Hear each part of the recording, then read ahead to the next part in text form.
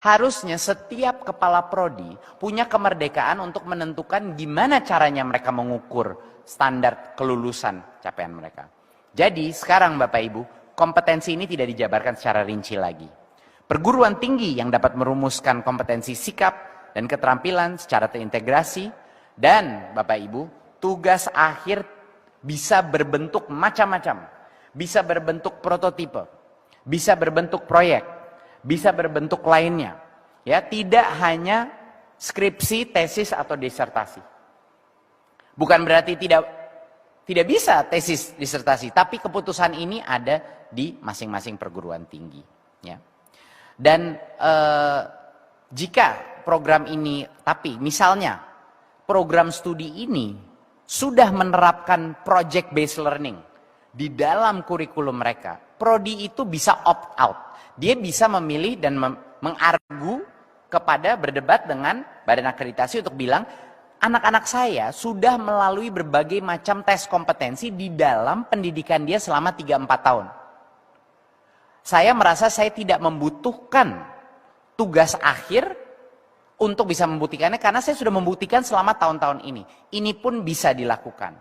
Jadi untuk beberapa prodi yang merasa proses mereka sudah dengan project base, sudah ada pembuktian hasil kompetensi, tugas akhir tidak wajib lagi. Dan tentunya siapa yang harus diyakinkan? Badan akreditasinya. Ya, badan akreditasinya.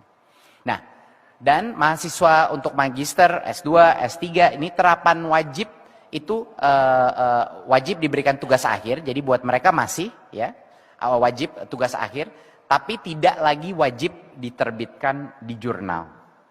Ya, tidak lagi wajib diterbitkan di jurnal. Jadi ini benar-benar transformasi yang cukup radikal, cukup besar, di mana kami memberikan kepercayaan kembali kepada setiap kepala prodi, kepercayaan kembali kepada dekan-dekan dan kepala departemen untuk menentukan, oke, mungkin bidang saya yang berkembang begitu cepat dengan teknologi, dengan evolusi industri, mungkin ada cara-cara lain untuk membuktikan hasil lulusan saya yang tidak akan membebankan mahasiswa saya tanpa alasan. Tanpa alasan. Gitu. Oke, dampak positifnya. Program studi merdeka akhirnya untuk membentuk tugas akhir. Ya, atau memilih untuk tidak ada tugas akhir untuk yang S1. Ya, dan menghilangkan kewajiban pada program studi sarjana terapan S1 atau D4. Mendorong perguruan tinggi menjalankan kampus merdeka dan berbagai inovasi. Jadi dampaknya Bapak Ibu dengan